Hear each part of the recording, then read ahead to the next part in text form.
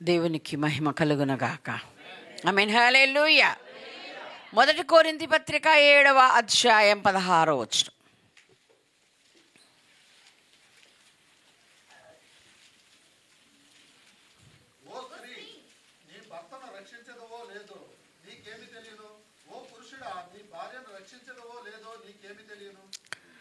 చాలండి. మహోన్నతుడా, గొప్ప దేవాధిపతి, నీకు వందనాలు, స్తోత్రాలు. మా మంచి కాపరి, నీకు వందనాలు. ఈ గడియ వరకు మమ్మల్ని కాపాడి నడిపించిన వాడా, నీకు మహిమ కలుగునగాక. అయ్యా, ఉదయకాల 2 సెషన్లో మీరుండి మహిమ పొందుకున్నారు. ఇప్పుడు కూడా మీరు మాతో ఉంటున్నందుకు నీకు వందనాలు. మీ వాక్య సత్యములు మాకు నేర్పిస్తున్నందుకు వందనాలు. మీ అంతరంగములో ఉన్న వాటినన్నిటిని మాకు వినిపిస్తున్నందుకు నీకు వందనాలయ్యా. మీ వాక్యమును అంగీకరించి అయ్యా నేర్చుకుని మీ వాక్యానుసారంగా మేమందరము జీవించే కృపనివ్వమని ప్రతి ఆటంకం అడ్డుబండ యేసు నామములోనే కొట్టివేస్తున్నా అయ్యా. ఏ ఆటంకము లేకుండా సక్రమంగా కార్యక్రమము ఆరాధన జరగడానికి మీరు మహిమ పొందుకోమని ఇప్పటికే ఆరాధన ద్వారా, పాటల ద్వారా, స్తుతుల ద్వారా మా మధ్యలోనికి వచ్చి సంచారము చేస్తూ స్తుతుల సింహాసనం మీద ఆసీనుడవై ఇప్పుడు మా అందరితో మాట్లాడటకు ఇష్టపడుతున్నవాడా, మహిమను మీకు ఆరోపిస్తూ మీ చేతులకు మమ్మల్ని అప్పగించుకుంటూ యేసయ్య అతి శ్రేష్టమైన నామములో అడిగి పొంది ఉన్నాము తండ్రి. ఆమేన్. ఈ ఉదయకాలమే 2 సెషన్లో కూడా ప్రభు కుటుంబాల గురించి మాట్లాడమని నన్ను ఆదేశించి ఉండగా ఆయన మాటకు లోబడి మీ మధ్యకి వాక్యమును తీసుకొని వచ్చాను. కుటుంబాలను ఎత్తిపట్టి దేవుడు మాట్లాడుతూ ఉన్నాడు. ఓ స్త్రీ, నీ భర్తను రక్షించేదవో లేదో నీకేమి తెలియను. ఓ పురుషుడా, రక్షించేది యేసయ్య. రక్షణ మార్గం చూపించమని, నడిపించమని చెప్పింది పాస్టర్లను. మరి ఇక్కడ ఏంది ఇలా రాశారు అని అనుకుంటారు కదా. ఏంటి మాకు పెట్టారేంటి దేవుడు? మేము అన్నీ విని నేర్చుకొని అలా చేద్దామని ఇక్కడికి వచ్చాము. ఈ బాధ్యత మాకేంటి బాబోయ్, మాకొద్దు అని అనుకుంటున్నారా? మనతోనే దేవుడు మాట్లాడుతూ ఉన్నాడు. దేవుని స్తోత్రం. హల్లెలూయా, హల్లెలూయా. అంటే వర్తమానం అందించేది, మెటీరియల్ అందించేది దైవజనునికి దేవుడిస్తే, దైవజనుడు మనకిస్తే బిల్డింగ్ కట్టుకునేది మనమే, ఇంటిని కట్టుకునేది మనమే. దేవునికి మహిమ కలుగునగాక. హల్లెలూయా. ఎవరెవరు మెటీరియల్ పోయాలో, ఏది పోయాలో అన్ని పోసి వెళ్ళిపోతాడు, కట్టేది ఎస్. దేవునికి మహిమ కలుగునగాక. అందుకనే శ్రద్ధగా దేవుని వాక్యమును మనం విందాం. ఒక కుటుంబం కట్టబడితే ఆ కట్టబడిన కుటుంబాలలో భర్త విషయమైన చింత, బాధ్యత భార్యకు, భార్య విషయమైన చింత, బాధ్యత భర్తకు ఉంటుంది. ఇది కాదనలేని సత్యమని వాక్యం మనకు నేర్పిస్తుంది. ఆ విధంగా బాధ్యత కలిగిన కుటుంబాలు బైబిల్లో ఎన్నో ఉండగా దేవుడు ఒక కుటుంబాన్ని మనకు చూపించడానికి ఇష్టపడుతున్నారు. అంటే అలా ఎత్తిపట్టి ఎందుకు చెప్పుతున్నాడు దేవుడు అంటే, మనము పొందుకున్న రక్షణ, మన కుటుంబం పొందుకున్న రక్షణ, రక్షణ లేని వారి బాధ్యత ఎవరు తీసుకుంటారో వారిని బట్టి అక్కడితోటే ఈ రక్షణ కార్యం ఆగిపోదు అని, అది సాగిపోవాలని దైవ నిర్ణయం. దేవునికి మహిమ కలుగునగాక. హల్లెలూయా. చూద్దాం. అపోస్తుల కార్యములు 10వ అధ్యాయం 1 నుండి 5 వచనాలు మనము చదివినట్లయితే మనందరము ఎరిగినటువంటి భాగమే.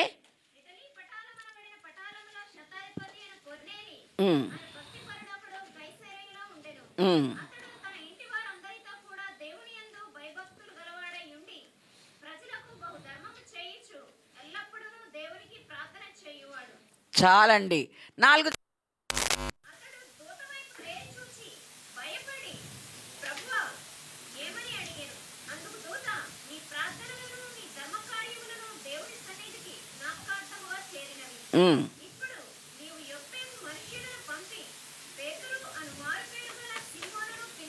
చాలండి. ఆయనను మనకు పరిచయం చేస్తూ దేవుని దూత ద్వారా ఏం బోధించబడ్డాడో మనకు తెలియజేస్తూ ఉన్నా. ఏమని? ఇటలీ పటాలమనబడిన పటాలములో శతాధిపతి అయిన కొర్నేలు అను ఒక భక్తిపరుడు ఉండెను.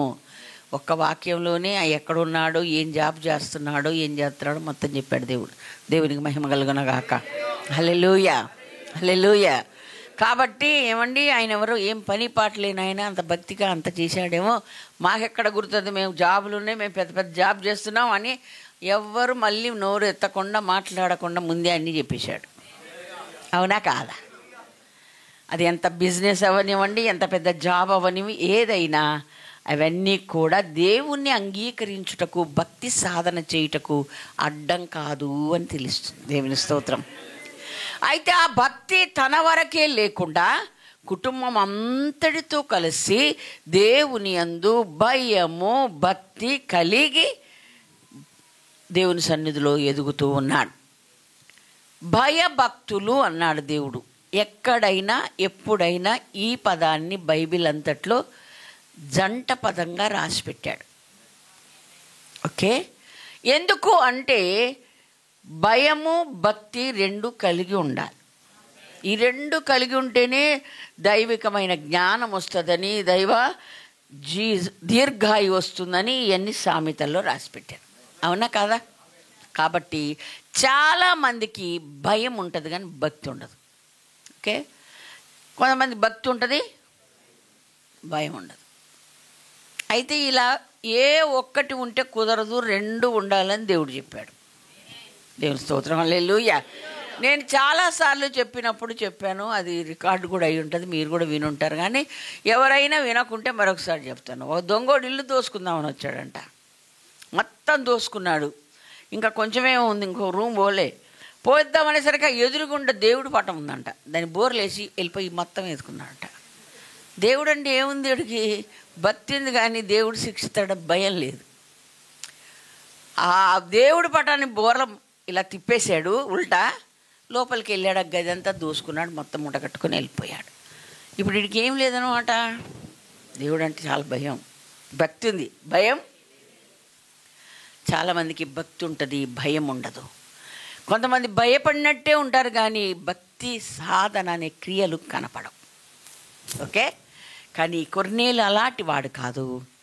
భయము భక్తి కలిగాడు. తనకు మాత్రమే కాదు, ఇంటి వారందరితో కూడా భయభక్తులు కలిగిన వాడు. దేవుడు గమనిస్తూ ఉన్నాడు. సమయం కనిపెట్టాడు ఆయన. ఒక సమయంలో తగిన సమయం వచ్చింది. కొర్నేలును దర్శనము ద్వారా మాట్లాడి ఏమన్నాడు, నీ ధర్మ కార్యములను నీ ప్రార్థనలు నా సన్నిధికి చేరి. దేవుని స్తోత్రం, హల్లెలూయా. కాబట్టి ఇప్పుడు నువ్వు చేయాల్సింది ఏంటి అని అంటే,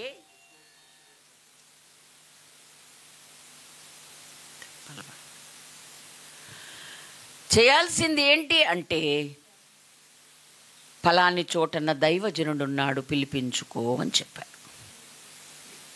దేవుడు ఎప్పుడు కూడా ఆయనే దిగి వచ్చినా ఆయనే అన్నీ చేయడు.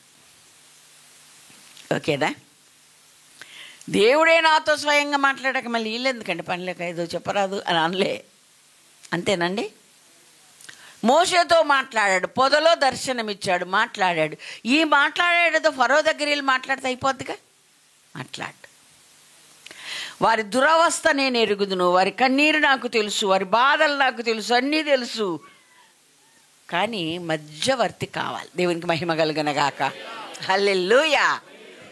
మాట్లాడిన దేవుడు ఏమంటుండు, తక్కిన కార్యాలు జరిగించడానికి పేతురుని పిలిపించుకో అన్నాడు. మనకే గనక ఏదైనా దర్శనం వచ్చి ఇలాగే మాట్లాడితే ఇంకా నాతో డైరెక్ట్ అయిపోయాడు దేవుడు, నువ్వేం అవసరం అంటావా అనొచ్చా అనే దమ్ము ధైర్యం ఎవరికన్నా ఉందా? ఒకవేళ అట్లా ఉన్న తప్పు అని దేవుడు చెప్తున్నాడు. దేవునికి స్తోత్రం, హల్లెలూయా. మంచిగా స్వయంగా నా రూమ్లోకి దిగొచ్చి మాట్లాడాడండి. ఇక మళ్ళీ పాస్టర్ ఎందుకు? నో, ఆయన ఎక్కడ చెప్పాడు, ఎంత చెప్పాడు అంతే చెప్పాడు. మిగిలిందంతా దైవజనుల ద్వారా జరిగించాలి. దేవునికి మహిమ కలుగునగాక. మరలా దైవజనులకు బోధించేది, చెప్పేది, దిశ నిర్దేశం చేసేది కూడా ఆయనే. ప్రతిదానికి ఒక క్రమం ఉంటుంది. ఆ క్రమములో మనము నడుచుకుంటే ధన్యులమవుతామని దేవుని వాక్యం ద్వారా మనము నేర్చుకుంటూ ఉన్నాం. దేవునికి స్తోత్రం. హల్లెలూయా. సరే, ఎప్పుడైతే పిలిపించమన్నాడో తన దగ్గర నమ్మకముగా ఉన్న సైనికులను పిలిచి పలాని చోటన ఉన్నాడని అడ్రస్ కూడా దేవుడు చెప్పాడు. దేవుని స్తోత్రం. హల్లెలూయా. దేవుడు ఎంత మంచివాడంట. ఐపీసీ ప్రారంభమైన దినాల్లో మా మామగారు వాళ్ళందరూ ఐపీసీలో ఉన్నారు. చాలా కఠినమైన పరిస్థితులు ఉన్నాయి. ఎవరు దగ్గరికి రానిట్లే. చూడండి, నిప్పుకు నీళ్ళకు రాని ఇలా అంటారు చూసారా? అలాంటి పరిస్థితులు వాళ్ళు ఎదుర్కొన్నారు.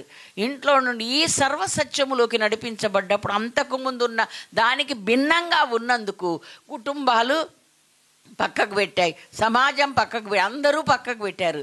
అలాంటి వాళ్ళ సేవకులు ఎవరెవరు పిలువబడ్డారో వారందరూ ఒక ఇంట్లో ఉండి కలిగిందేదో తింటూ సేవ చేస్తూ ఉన్నారట. ఒకసారి ఆ రేషన్ అంతా అయిపోయింది, ఇక ఏమీ లేదు, రేపటికి తినడానికి ఏమీ లేదు, లాస్ట్ తింటూ ఉన్నారు.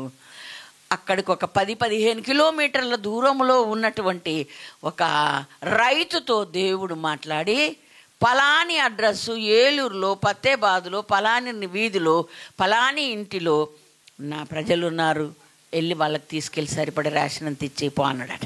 దేవుని మహిమ కలుగును గాక. అడ్రస్లు దేవుడికి తెలుసా? మనం ఎక్కడున్నాం, ఎక్కడ? దేవునికి మహిమ కలుగును గాక. హల్లెలూయా.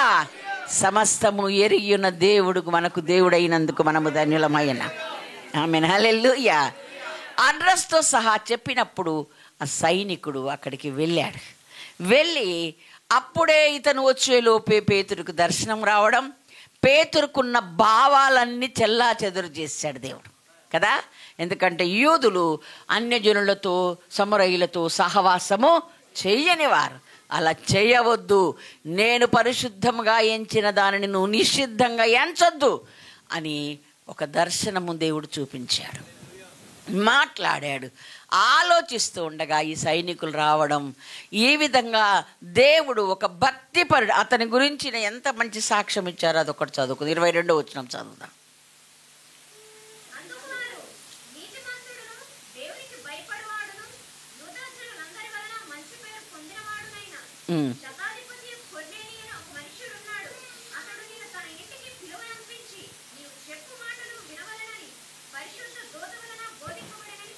చాలండి. దేవుని స్తోత్రం. హల్లెలూయా. హల్లెలూయా. ఇక్కడ 21 చదివితే పేతురుకు ఏం చెప్పాడో వీళ్ళకి ఏం చెప్పాడో రెండు ఒకటే. ఓకేనా? ఒకసారి ఉదయకాలమే మా పాస్టర్ గారు వరండాలో టేబుల్ వేసుకుని కూర్చొని బైబిల్ చదువుకుంటుంటే ఒక ఆయన వచ్చి, అబ్బా నేను దర్శనంలో చూసినట్టే చెప్పి ఉన్నారండి మీరు, మా ఊర్లో మీటింగ్లు పెడతాను, మీరు వచ్చి మాట్లాడినాను, నీకెంత బాగా చెప్పాడు అంత బాగా నాకు కూడా చెప్తాడు, చెప్పినప్పుడు వస్తాపో అన్నాడు. దేవునికి స్తోత్రం. హల్లెలూయా. అంటే మనల్ని ఏదో చేయడానికి ఉట్టి మాటలు చెప్పేవాళ్ళు కూడా చాలా మంది ఉంటారు. ఇక్కడ కొర్నేలికి ఏం చెప్పాడు, పేతురుకు దేవుడు అదే చెప్పాడు.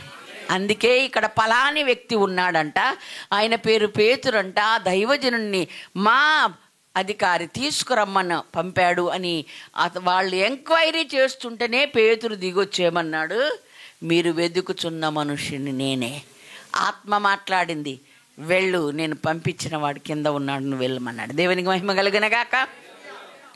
ఎక్కడ కన్ఫ్యూజన్కు అయోమయానికి తావు ఉండదు. దేవునికి మహిమ కలుగునగాక.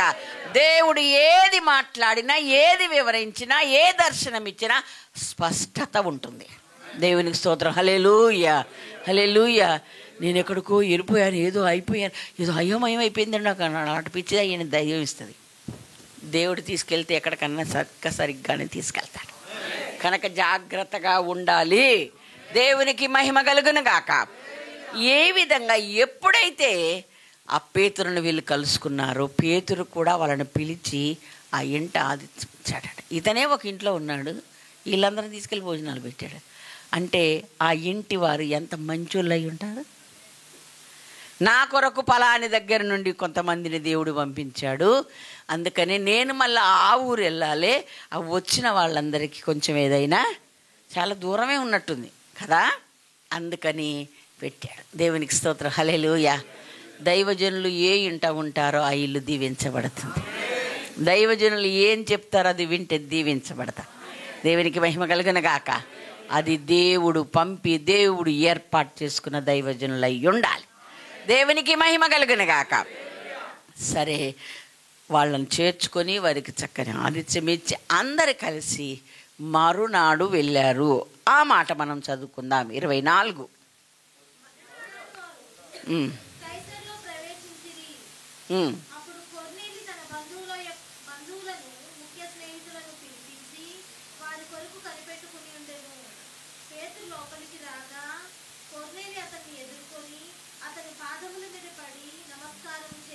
చాలండి.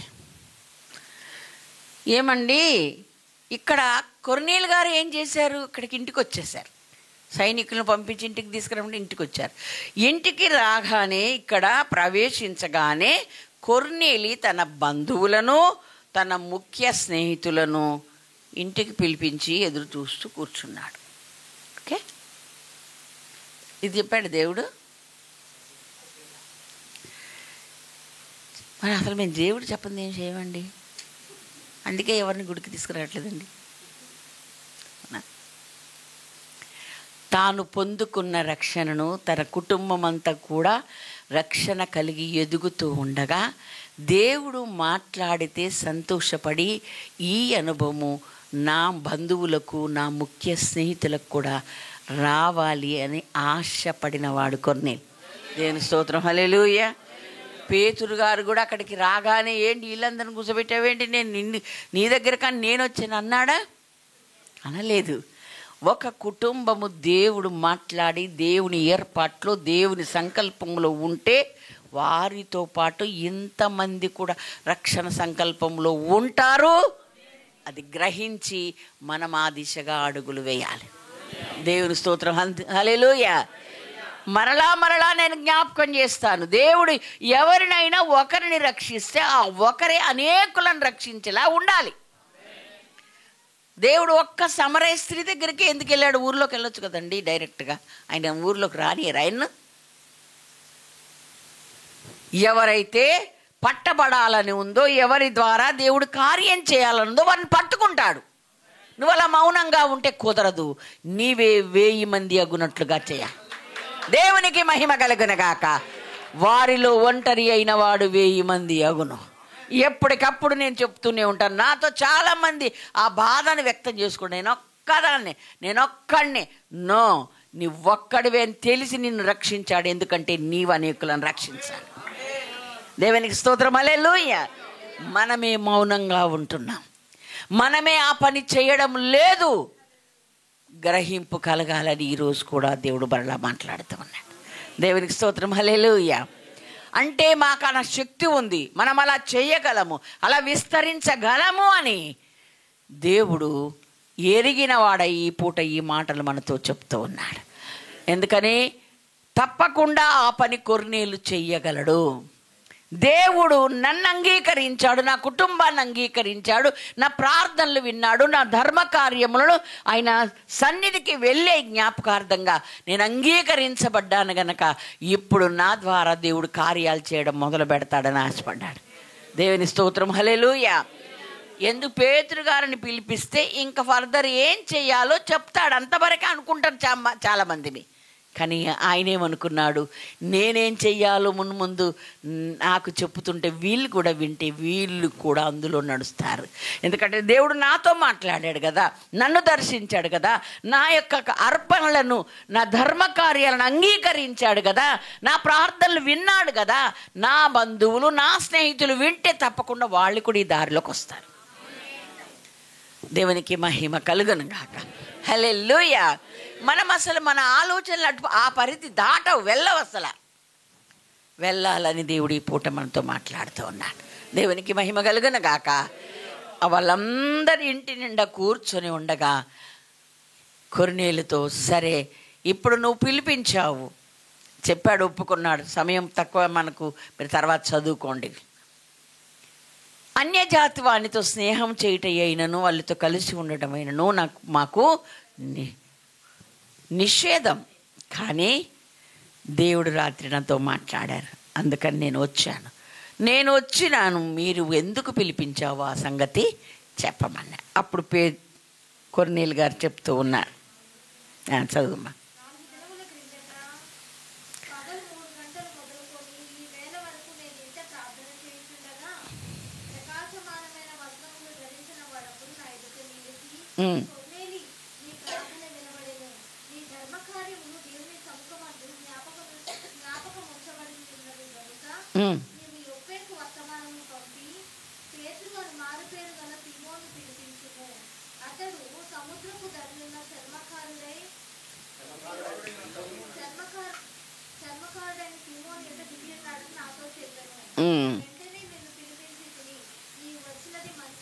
చాలండి. పేతురు గారు కూడా మరి నన్నే కదా పిలవమన్నాడు, నీకు వీళ్ళందరినీ ఎందుకు పిలిచావన్నాడు? ఈ ఇంటి నిండా జనమేంటయ్యా బాబు, నన్ను పిలిపిస్తే ఏదో మరి దేవుడు ఏం చెప్పాడో అది నేను చేసిపోదునుగా అన్నాడా? ఇదంతా కూడా దైవ చిత్తమని గ్రహించాలి. ఇది దైవికమైన ఏర్పాటని గ్రహించాలి. ఇలాగా మనతో పాటు అనేకులను ప్రభు సన్నిధికి నడిపించడం దేవుడు కోరుకుంటున్నాడని మనము గ్రహించాలి. దేవునికి స్తోత్రం. హల్లెలూయా, హల్లెలూయా. అందుకనే భక్తి మన కుటుంబంతో వ్యక్తిగతంగా మనమే చెయ్యడం మానేసి, అసలు మానేమంటలే, ఆ పరిధి దాటి అనేకులను ప్రభు దగ్గరికి నడిపిద్దాం. మన బంధువులు, మన స్నేహితులు, ఎవరెవరు ఇంకా ప్రభువుని ఎరగకుండా ఉన్నారో వారందరికీ కూడా మన దేవుణ్ణి మనం పరిచయం చేద్దాం. దేవుని రాకడ సమీపంగా ఉన్న దినములో మనం ఉంటున్నాము. ఆయన రాకడలో ఎత్తబడితే ఏ బహుమానం లేకుండా ఒట్టి చేతులతో ఆయన ముందు నిలబడొద్దు. దేవుని స్తోత్రం. హల్లెలూయా, హల్లెలూయా. కాబట్టి మనం అలా ఉండకూడదు అని ప్రభు మనలను ప్రేరేపించి ఈ మాటలు చెప్తూ ఉన్నాడు. చాలామంది తమ భక్తిని దాటి ఒక అడుగు వేయడానికి తమ కుటుంబం మట్టుకు తామే అలా ఉంటారు. కానీ బైబిల్ ఏం చెప్పింది? ఎందుకు భయపడాలి? యోబు 4:6 అంటాడు, నీ భక్తి నీకు ధైర్యం పుట్టింపదా. అనుకుంటే వాళ్ళు ఏమనుకుంటారో, నేను చెప్పితే ఎంత తిరస్కరిస్తారో, చెప్పవలే పో అంటారు, ఏమంటారో అని అసలు అడిగే వేయరు. నీ భక్తి ఏ విషయానికి ఎదుర్కోవడానికైనా, ఇంట్లో వాళ్ళతో కూడా మాట్లాడడానికి భయపడే వాళ్ళు ఉన్నారు కదా. ఆమె గుడికి రాదు, నేను రమ్మంటే ఏమంటదు. అలాగే ఆడవాళ్ళు కూడా.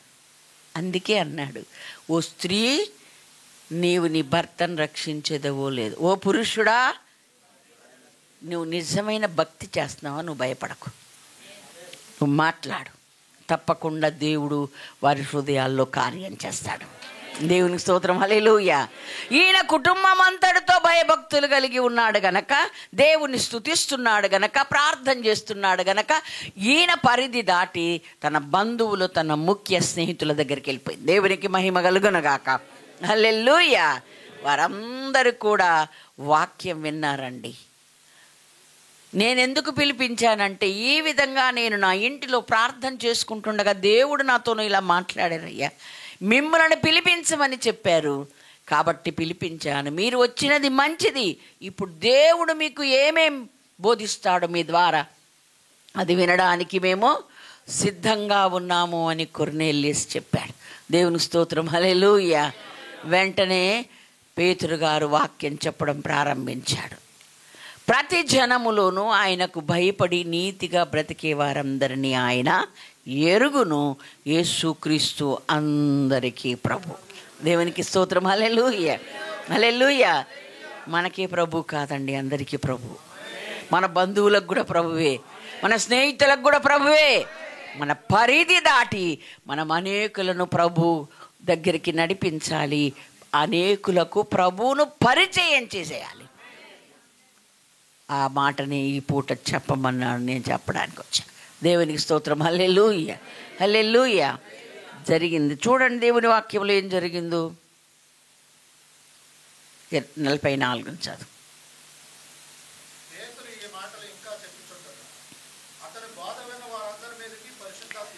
ఏం చెబుతున్నాడు? యేసుక్రీస్తుని గుర్చిన సత్యాలన్నీ ప్రకటిస్తూ ఉండగా వినుచుండగానే ఆ అన్య జనాంగమందరి మీదికి పరిశుద్ధాత్ముడు దిగిన. దేవునికి మహిమ కలుగునుగాక. హల్లెలూయా. వెంటనే వారందరూ కూడా యేసుక్రీస్తు నామములో బ్యాప్టిజం పొందినట్లుగా 48వ వచనంలో వ్రాయబడి ఉంది. దేవునికి స్తోత్రం. హల్లెలూయా. దేవుడు ఎంత మంచివాడు. ఇప్పుడే గనక ఈ కొర్నేలు వీళ్ళ కబురు పెట్టకపోతే వీళ్ళకి ఎప్పుడు అందేనో ఈ రక్షణ, అవునా కాదా?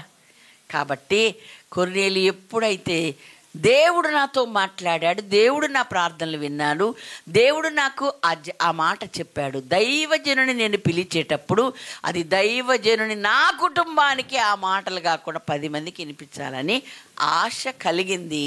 వినిపించడం ఏర్పాట్లు చేశాడు. వినిపించడానికి నిజంగా వచ్చిన వాళ్ళందరూ రక్షణ పొందారు. దేవునికి స్తోత్రం. హల్లెలూయా. అన్యజనులకు సువార్త ప్రకటించడానికి అదే నాంది అయింది. మీకు అందరికీ బైబిల్తో పరిచయం ఉందా?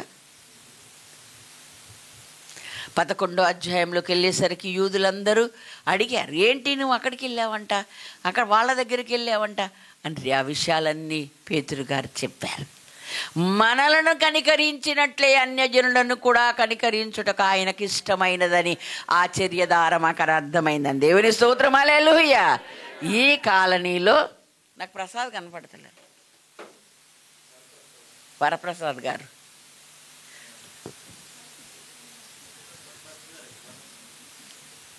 కొంచెం చైర్ జరుపుకున్నా సరిపోదు. ఎస్, దేవునికి స్తోత్రం. మనమున్న ప్రాంతంలో అక్కడ చార్లెస్ కనబడుతుంది, అందుకని ఓకే అనుకున్నా. వీళ్ళందరూ ఎప్పటి నుండో పరిచయమైనటువంటి వారు మాకు. దేవునికి మహిమ కలుగునగాక.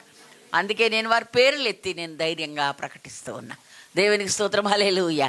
మనమున్న స్థలములో, మనమున్న ప్రాంతములో, మనమున్న కాలనీలో మనమే భక్తి చేయకుండా మన భక్తిని పరిధిని పెంచమని ఈ పూట దేవుడు మనతో మాట్లాడుతున్నాడు. దేవునికి స్తోత్రం. హల్లెలూయా. ఆ యొక్క మంచి ఆఫీసర్ పోస్ట్లో ఉన్న, ఉన్నత పోస్ట్లో ఉన్న ఆ కొర్నేలుని దేవుడు దర్శించి ఏ విధంగా అతన్ని వాడుకున్నాడో మనల్ని కూడా వాడుకుంటాడు. కొర్నేలు పేరు ఈ గ్రంథములో ఎలా రాయబడిందో మన పేరు ఆయన సముఖమందున్న జీవ గ్రంథములో వ్రాయబడతాడు. దేవునికి స్తోత్రం. హల్లెలూయా. హల్లెలూయా. డిఎల్ మూడీ అంటే ప్రపంచమంతా తెలియని వాళ్ళు ఉండరు కదండి. ఆయన చిన్నపిల్లల పరిచర్య ప్రారంభించి సువార్థికుడిగా మారిపోయాడు కదా. ఎప్పుడు చూసినా అదే పని. ఏం పని? ఎక్కడ అవకాశం దొరికితే అక్కడ ప్రభువుని గురించి ప్రకటించడమే ఆయన పని. ఒకరోజు వర్షం వస్తుంటే వెళ్తూ ఉంటే ప్లీజ్ అని అడిగిండంట గొడుగు కోసం. అది సర్రా అన్నాడంట, మొదలుపెట్టాడంట. మీ అందరికీ తెలుసు కదా. మొదలు పెడితే ఏమన్నాడు ఆయన, నువ్వెక్కడ దొరికావయ్యా డిఎల్ ముడిలాగా అన్నాడంట. అంటే నేనే డిఎల్ ముడిదా. దేవునికి మహిమ కలిగినగాక. అంటే డిఎల్ మూడి గారి పేరు ఎంత ప్రచురం చెందింది. కనపడితే సువార్త చెప్పేస్తాడు. మనం కనపడితే నోళ్ళు వాళ్ళు మాట్లాడప్పుడు తప్పు. అవకాశం కోసం ఎదురు చూద్దాం. అవకాశం ఇవ్వమని అడుగుదాం. నేను మాట్లాడితే ఆ మాటలు వారిలో అంతరంగంలో పని చేయాలి స్వామి అని అడుగుదాం. మన వారిని, మన బంధువులను, మన స్నేహితులను ఈ ఆలయం పట్టనంతగా వచ్చినట్లుగా మనం ప్రయత్నం చేద్దాం. దేవునికి మహిమ కలుగునుగాక. పాల్ గారు సిద్ధంగా ఉన్నారు అక్కడ దగ్గడతాకి, మనమే ఎవరిని తేవట్లేదు. దేవునికి మహిమ కలుగునుగాక. హల్లెలూయా. అంటే మనం ఎక్కడున్నామో, ఎక్కడ నేర్చుకుంటున్నామో, ఏ ఉపదేశానికి లోబడ్డామో మనము ఆ ఉపదేశమును బట్టి మన పరిధిని పెంచేలాగా ప్రయత్నం చేయమని, ప్రయాసపడమని మన దేవుడు ఈ పూట మనతో మాట్లాడుతూ ఉన్నాడు. దినములు చెడ్డవి, సమయాన్ని పోనీయక సద్వినియోగం చేసుకుందాం. అజ్ఞానుల వలె కాక జ్ఞానుల వలె ఉందాం. అదే మరలా 10:37 హెబ్రీలో అంటాడు, ఇక కొంచెం కాలంలో ఆలస్యం లేదు, ప్రభు వస్తున్నాడు అన్నాడు. ఇక కాలం బహు కొంచెముగా ఉన్నది, నేను అందిస్తారేమని చూస్తున్నా, ఒక్కరన్నా అందించట్లేదు. వచ్చువాడు ఆలస్యం చేయక వచ్చును. ఇంగ్లీష్ చదివిన తెలుగు కూడా చదవండి. వచ్చుచున్నవాడు ఆలస్యము చేయక వచ్చును. ప్రపంచం యొక్క పోకడ మనం గమనిస్తూ ఉన్నాం. భయంకరమైన దినముల్లో మనం బ్రతుకుతున్నాం. ఇవన్నీ జరుగుతున్నప్పుడు మీ తలలు ఎత్తుకొనండి, మీ విడుదల సమీపించింది అని ప్రభు చెప్పాడు. ఆయన చెప్పుతున్న సూచనలన్నీ వరుసగా జరుగుతున్నప్పుడు అవి మనం మరలా ఒకరికొకరు చెప్పుకొని వదిలిపెట్టడానికి కాదు, మనం అలర్ట్ అవ్వడానికి, మనము సిద్ధపడడానికి, ఇంకో కొంతమందిని సిద్ధపరచడానికి. దేవునికి మహిమ కలుగును గాక. హల్లెలూయా. భక్తి కలిగిన కొరినేలి తన భక్తి తనతోనే కాకుండా తన కుటుంబముతోనే సరిపెట్టక స్నేహితులకు, బంధువులకు ఏ విధంగా ప్రాకేలాగా ప్రయత్నం చేశాడో మనమందరము కూడా అలాగే ప్రయత్నం చేతుముగాక. ఆమేన్. హల్లెలూయా. మరొక మాట కూడా చదువుకుందాం. అపోస్తలుల కార్యం 16వ అధ్యాయం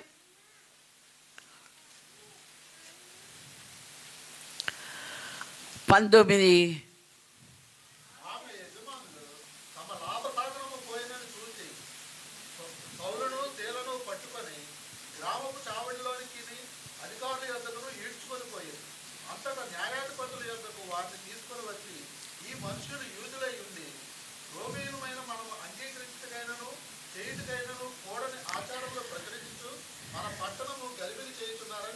చాలండి, ఇవన్నీ మనం చదువుకున్నాయే.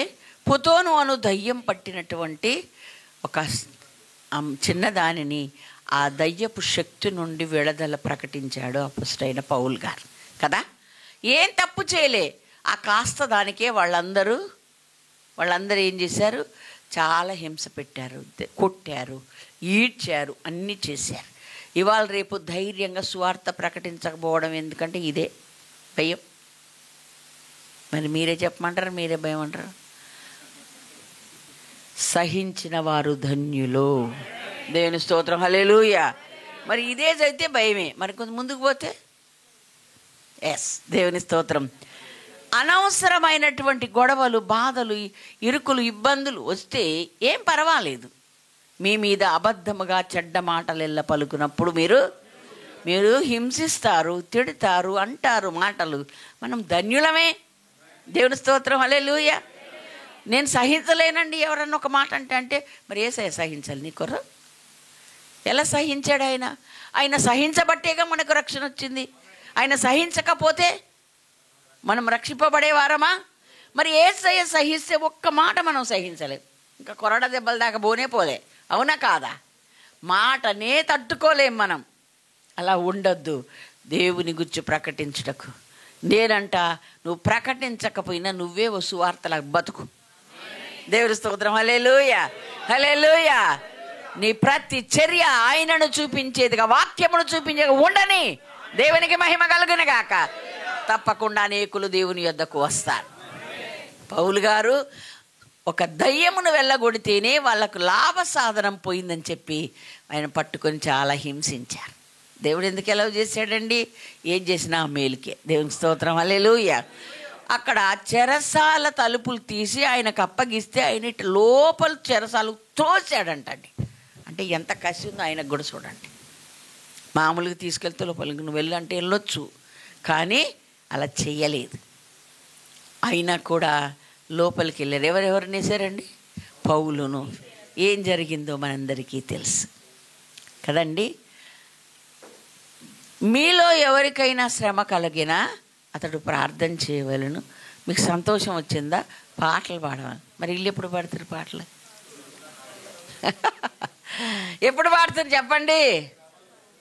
ఇప్పుడు వైజాగ్ బాధ అంతా మనమే నెత్తినెత్తుకున్నట్టుంటుంది మన మొహం. ఇంకా పాటల కదా. శ్రమలందరికీ వస్తాయి. శ్రమల్లో సంతోషిస్తేనే దేవుడు మహిమ పొందు. దేవునికి మహిమ కలుగును గాక. మీకు శ్రమ వచ్చిందని తెలియకూడదండి.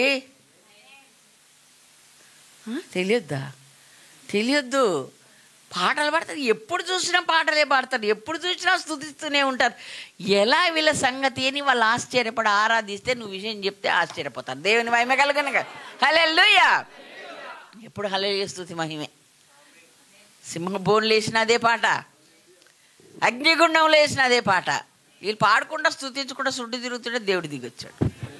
దేవుడి స్తోత్రం. హల్లెలూయా. దేవుడు మన గుండెల్లో ఉన్నాడు గనక పాడకుండా మౌనంగా ఉండలేం. ఆ పనే వీళ్ళు చేశారు. కీర్తనలు పాడుతూ దేవుని స్తుతిస్తూ ఉంటే కూర్చున్న వాళ్ళందరికీ వింత అయిందండి.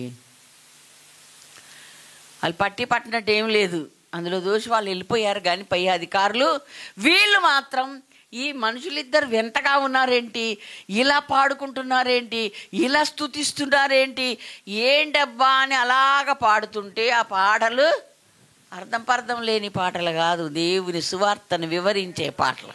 దేవుని మహిమ కలుగును గాక. హల్లెలూయా. గూడంటే గువ్వకి ఇష్టం. ఈ పాటలు పాడకండి, రాశారులే. దేవునికి మహిమ కలుగును గాక. నువ్వు పాడే పాటను యేసును చూపించేదిగా ఉండాలి. అందుకని 47వ కీర్తన 7వ వచనములు అంటాడు, ఇంగ్లీష్లో మీరు చదవండి, విత్ అండర్స్టాండింగ్. రమ్యంగా పాటలు పాడమని తెలుగులో రాశాడు, ఇంగ్లీష్లోనేమో అండర్స్టాండింగ్ అన్నాడు. అర్థం చేసుకుంటూ పాడండి, అర్థం లేని పాటలు పాడదు. దేవుని స్తోత్రం. హల్లెలూయా, హల్లెలూయా. ఇప్పుడు పాడారు కదా ఆరాధనలో చక్కని పాట, నీ బంటు నవ్వుతా నీ దండులో చేరుతా. దేవునికి మహిమ కలుగును గాక. ఏమయ్యా ఇట్ట పాడుతున్నావు, ఏ దండులో, ఏ మిలిటరీ అని అడిగితే ఆ మిలిటరీలో, ఆ సైనికుడిని. దేవునికి మహిమ కలుగును గాక. ఏదైనా పాడినా మాట్లాడినా తిరిగి అడిగితే చెప్పే సమాధానం వాళ్ళ గుండె లోతుల్లోకి వెళ్ళిపోవాలి. దేవునికి మహిమ కలుగును గాక. హల్లెలూయా. వీళ్ళు గమనిస్తూ శ్రద్ధగా వింటున్నారండి. దేవుడు ఒక అద్భుతం చేశాడు. భయంకరమైనట్టు పెద్ద భూకంపం రప్పించాడు. ఆ భూకంపం ఎలాంటిది అంటే అధికారులు కట్టిన సంఖ్యలు ఊడడానికి. దేవుని స్తోత్రం. ఏమండి కూలిందా, ఏదన్నా అపాయం అయిందా? అన్ని తలుపులు తెరుచుకున్నాను, అన్ని సంఖ్యలు ఊడినను, ఎక్కడోళ్ళు అక్కడే ఉన్నారు. దేవుని స్తోత్రం. అంటే ఈ స్తుతి ఆరాధన అక్కడున్న దొంగల అంతరంగాన్ని మార్చేసింది. దేవునికి మహిమ కలుగును గాక. హల్లెలూయా. జైలర్ భయపడిపోయాడు, బాబోయ్ తలుపులను తెరిచిపోయినాయి, ఇంకేముంది అంటే ఆపాడాయన. ఏం చేసుకోకు, మేమందరము ఇక్కడే ఉన్నాం, బుద్ధిగా మేమిద్దరం ఉన్నాం, తక్కిన పరారు అన్నాడా? అంటే వీళ్ళిద్దరి పాట, వీళ్ళిద్దరి స్తుతి ఆరాధన అక్కడున్న వాళ్ళందరినీ మార్చేసింది. దేవునికి మహిమ కలుగును గాక. మన భక్తి, మన విశ్వాసము మనతో పాటు అనేకులకు పనికి రావాలి. దేవునికి మహిమ కలుగును గాక. ఆ భక్తి చేద్దాం, అలాగ ప్రార్థన చేద్దాం. నా మట్టుకు నేను భక్తిగా బతకడం గొప్ప కాదని వాక్యం చెప్తుంది. అయ్యా అనేకులకు ఇది రావాలి, నా కుటుంబమే కాదు, పరిధి దాటాలి. అక్కడ కొర్నేలుకేమో స్నేహితులు బంధువులు రక్షణ పొందారు, ఇక్కడ వీళ్ళిద్దరితో కాదు జైల్లో ఉన్న వాళ్ళందరికి పాకిపోయింది. అసలు వాళ్ళు నిస్టేజ్లో చేష్టలు ఉడిగి చూస్తున్నారు. అసలు ఏం మనుషులు వీళ్ళు, ఇంకా వాళ్ళకు ఉట్టి బంధకాలే ఉన్నాయి, ఉట్టి సంఖ్యలే వేశారు, కానీ వీళ్ళకు బొండా వేసి బిగించారండి. ఎంత కక్ష ఉందో చూడండి. అంటే అది నేను ఒక డిక్షనరీలో, బైబిల్ డిక్షనరీలో చూశాను. కర్ర ఇలా ఉంటే ఇక్కడ ఒక హోల్ ఉంటుంది, ఇక్కడ ఒక హోల్ ఉంటుంది. ఈ రెండు కాళ్ళు ఆ కర్రలో హోల్లో పెట్టి గొలుసులేసి కడతారు. కనీసం ఇటు ప్రక్కకు తిరిగి పండుకుంటా కూడా ఉండదు, అలాగే ఉండాలి. ఎంత కఠినమైన శిక్ష అయినా, ఇంత కఠినమా స్వామి? కొంచెం జైలు అయితే జైలే కానీ ఏం పప్పు ఏమి నెయ్యి అన్నాడు అంటే ఒకడెవడు. జైలు అయితే జైలే కానీ కొంచెం సౌకర్యం ఉంటే ఒక చీరన్న దొరికితే ఇసంటి కోరుకోకూడదు. శ్రమల్లో నిన్ను మహిమపరిచే కృపద ఇచ్చే దేవునికి మహిమ కలుగును గాక. హల్లెలూయా. నీ శ్రమ ఇతరుల రక్షణ కారణం అవ్వాలి. నీ శ్రమ దేవుని కొరకే నువ్వు శ్రమ పడుతున్నావు గనక తప్పకుండా నీ అనేకులు రక్షణలోనికి రావడానికి అది కారణమవుతుంది గనక ఆ శ్రమను ధైర్యంగా ఎదుర్కోవాలి. దేవునికి స్తోత్రం. హల్లెలూయా. ఎప్పుడైతే అందరూ ఇక్కడ మేము ఉన్నామంటే జైలర్కి ఇంకా ఆశ్చర్యం వేసింది. అందరు ఉన్నారా?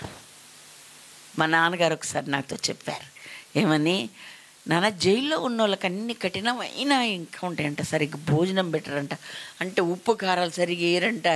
ఏంటి నాన్న అంటే వాళ్ళు ఎప్పుడు పారిపోదామని చూస్తారు. అందుకే ఏమైందంటే ఒకసారి సముద్రపు చేపను పెట్టారంట. ఆ సముద్రపు చేప పెద్ద పెద్ద ముళ్ళు ఉందంట. ఇద్దరు మాట్లాడుకుని దాచిపెట్టి అందరు నిద్రపోతప్పుడు తవ్వి పారిపోయారు. అంత మంచి ఆయుధంగా అది పనికొచ్చింది. అప్పటి నుండి చేపలు పెడతాం మానేశారంట బిడ్డ అని చెప్పి, లేకపోతే చేపలు పెట్టేవాళ్ళేనంట. అంటే నేనేం చెప్తున్నాను, ఒక అవకాశాన్ని వాళ్ళు పోనివ్వరు, దాన్ని ఎలా పెట్టుకొని పారిపోతారు. మరి తలుపులు తెరిస్తేనే పారిపోలేదేంటి? ఏలూరులో గవర్నమెంట్ హాస్పిటల్లో ఒక దొంగను, భయంకరమైన నక్సలైట్ దొరికితే తీసుకొచ్చి పోలీసు వాళ్ళు అరెస్ట్ చేశారు.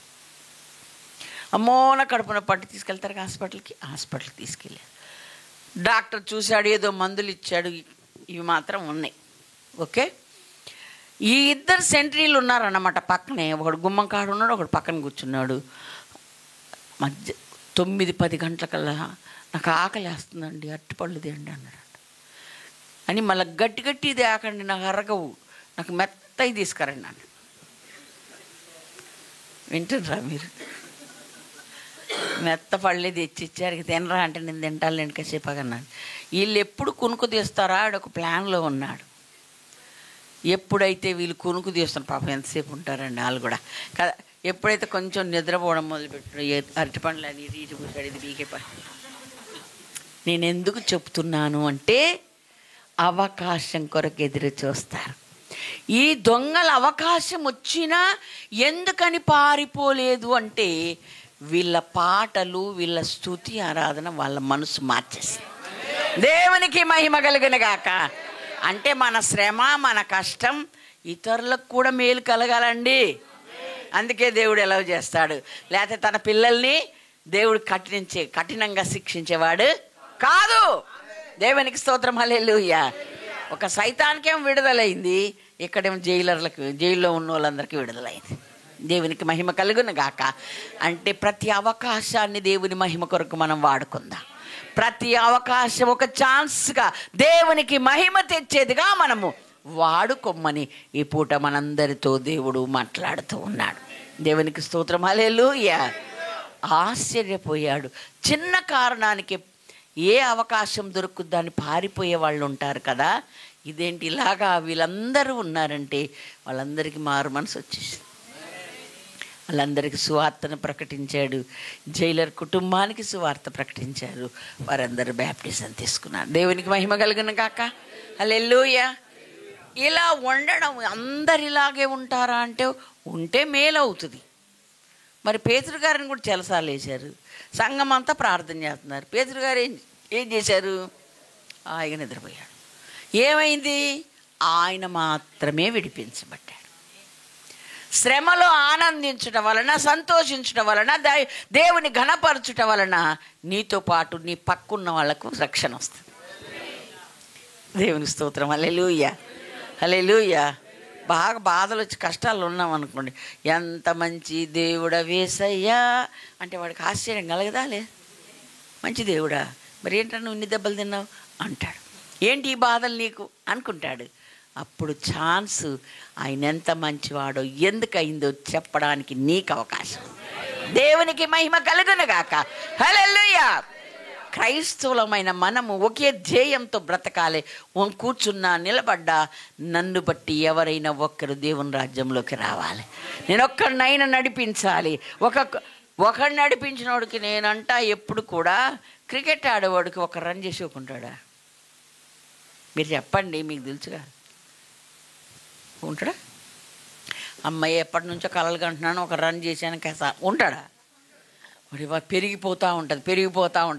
100 చేస్తాడు, వందలు చేస్తాడు, ఇంకా 1000 కూడా చేస్తాడు. అవునా కదా? అందుకని నువ్వు ఒక్కరిని రక్షించడం మొదలుపెట్టు. అసలు నువ్వు ఊకుండలేవు. దేవుని స్తోత్రం. ఖాళీగా ఉండలేవు. నువ్వు మొదలు పెడతావు, అనేకులను నువ్వు నడిపించగలవు. అందుకే వారిలో ఒంటరి అయిన వాడు 1000 మంది అగును అన్నాడు. దేవునికి స్తోత్రం, హల్లెలూయా. మనమే మన మట్టుకు భక్తి సరిపెట్టుకుంటున్నాం. సరిపెట్టుకొని కూర్చునే రోజుల్లో మనము లేము. విస్తరించాల్సిన వారంగా మనమున్నాం. ఇక్కడ కొర్నేలు కుటుంబము అనేకులకు రక్షణకు కారణమైంది. శ్రమల్లో ఉన్న పౌలు, శీలలు అనేకుల రక్షణకు కారణమయ్యారు. దేవునికి మహిమ కలుగును గాక. మనమందరము కూడా మనమందరము కూడా ఈ రోజు నుంచి మన ద్వారా కొందరినైనా ప్రభు దగ్గరికి నడిపించుటకు, కొందరినైనా రక్షించుటకు, ప్రభువుని గురించి మన పరిస్థితులు ఎలా ఉన్నా పర్వాలేదు, మన హోదా, మన అన్ని పక్క పెడతాం. పెట్టిండా లేదా ఆయన? అలాగే మన సమస్యలు, మన బాధలు, మన కష్టాలు వాళ్ళు అవి కూడా పక్కకు పెట్టారు. ధ్యేయం ఒకటే, మనలను బట్టి అనేకులు దేవుని రాజ్యంలో చేరాలి. మనమే బాధపడుకుంటూ ఉంటుంటే మరి ఇలా దేవుడు ఏంటి ఇట్లా చేశాడు అని వాళ్ళు కూడా అనుకుంటారు. ఓకే, మనము శ్రమల్లో, బాధల్లో, కష్టాల్లో కూడా స్తుతిస్తూ దేవుని మహిమపరిచేవారమైతే చిరునవ్వు వదిలిపెట్టకూడదు. అంటే సంతోషం ఉంటేనే కదండి వచ్చేది. అంటే శ్రమల్లో సంతోషం వస్తుందా? రావాలి. మరి దేవుని స్తోత్రం, హల్లెలూయా. శ్రమ నొంది యుండుట నాకు మేలాయను. దేవునికి మహిమ కలుగును గాక, హల్లెలూయా. మన శ్రమ ఒకరి రక్షణ కారణమైతే అంతకన్నా ధన్యత లేదు. ఏ సందర్భమైనా, ఏ స్థితి అయినా మన రక్షణను కోల్పోకుండా, మన రక్షణను మనం నష్టం చేసుకోకుండా, మన కుటుంబాలను మనం కాపాడుకుంటూ ఇంకా అనేకులు ప్రభు దగ్గరికి వచ్చేటట్టు ప్రయత్నం చేద్దాం. ఆ బాధ్యత మనందరి మీద ఉంది.